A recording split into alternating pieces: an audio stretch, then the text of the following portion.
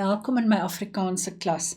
Ons is besig met luister en praat en vandag gaan ons praat oor informele of formele besprekings. Nou, gewoonlik beteken dit daar's meer as 2 mense by betrokke. So, ons gaan kyk na formeel en informeel. Hoe hanteer ons die verskillende die twee goed? Kom ons kyk net gou hier. Informeel is ontspanne en vriendelik. So daai tweeetjies gaan saam. Teenoor formele besprekings, ekskuus, ek wil nie dit hê nie. Wel daai een hè.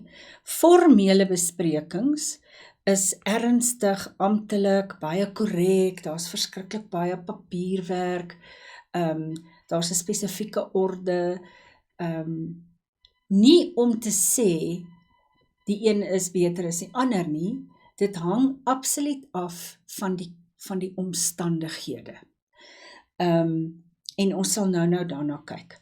Goed, so jou informele besprekings is baie jy gesels oor goed, elkeen gee sy opinie, jy probeer nie iemand ooreed van jou standpunt nie, daar's nie 'n spesifieke orde nie, it's a nice conversation, maybe around the coffee machine, or on the stoep while you're having tea, or around your desk, but it's not a formal situation. Iets wat ek raak gelees het, wat vir my vreeslik interessant was. Nou, hierdie is letterlik net interessantheidshalwe. Hulle praat van informele kommunikasienetwerke. Networks, sorry about that, guys. En dan noem hulle 4 maniere waarop informele kommunikasie plaasvind. Hulle praat van 'n single strain of 'n enkel lyn. So Jessica praat met Sarah deur ander mense. So Jessica will speak to all of them, eventually it will get to Sarah. Not necessarily the best way of communicating. The next one is gossip, skinder. Jessica praat met almal. En hier Jessica praat net lukraak met almal en sy sê vir almal goed oor haarself of oor ander mense. Dan praat hulle van probability. So dit beteken Jessica praat met enige een wat voorkom. She speaks to that one and that one and that one talks to that one and that one talks to that one. So it's a bit of a bit of a mess in a way. En dan hierdie die Engelse woord is cluster.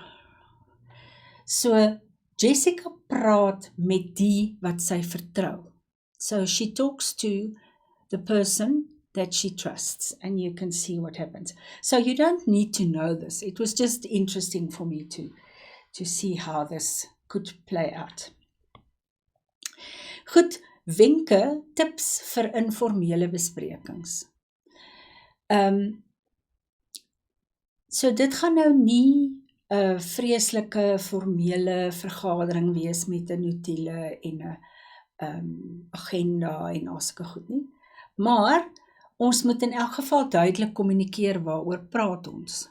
So die doel van die gesprek is, ons moet beter dissipline in ons skool handhaaf. Kom ons praat 'n bietjie oor idees. Belangrik om 'n atmosfeer van inklusiwiteit te skep. So, an atmosphere of inclusivity, we're going to draw in everyone to give their opinion. The person who is leading this informal discussion needs to make sure that he's got the right questions on the table, that he's got the right questions to ask. Because by choosing your questions carefully, you can prevent just a spewing of opinions about a certain topic. So, regte vrae is belangrik. The person in charge of this little informal meeting gives direction and keep focus.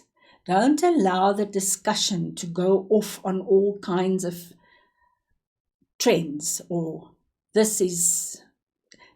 Focus the discussion and say, guys, I hear you, but this is what we are talking about. And then at the end of this discussion, you will say, the person in charge will say, baie dankie dat ons vandag hieroor kon praat.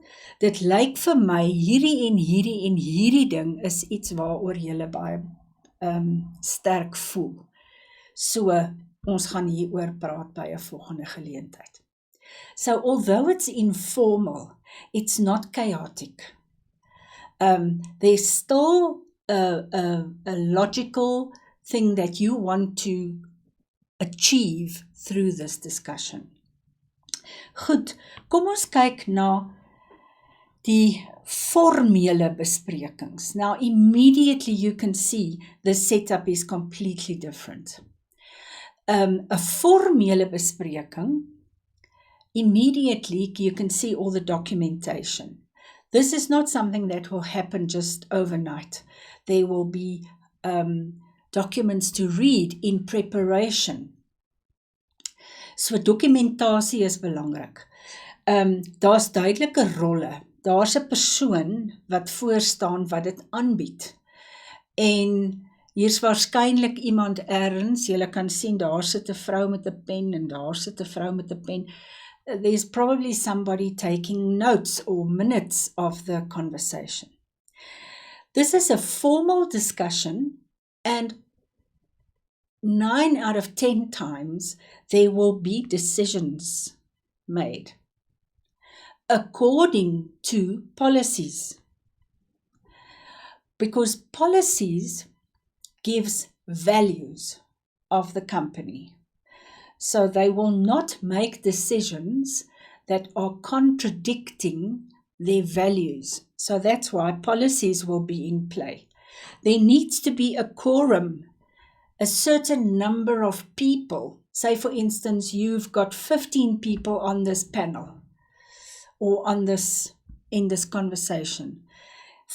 To make a decision, you need at least 13 people to be present. Then you've got a quorum. Then you can make decisions. It's formal language, formele taalgebruik, en gewoonlik is daar hoë verwagting, high expectation van 'n vergadering soos hierdie. Wat belangrik is van formele of informele gesprekke, en ek het my kop gebreek, maar ek kan nie 'n Afrikaanse weergawe hiervan kry nie. Proper planning prevents poor performance. En dis ook waar van jou rollespel. Dis ook waar van die verslag wat jy moet gee. Jy moet goed voorbereid wees om sukses te behaal. Ek hoop dit maak dit vir julle 'n bietjie duideliker. Tot volgende keer.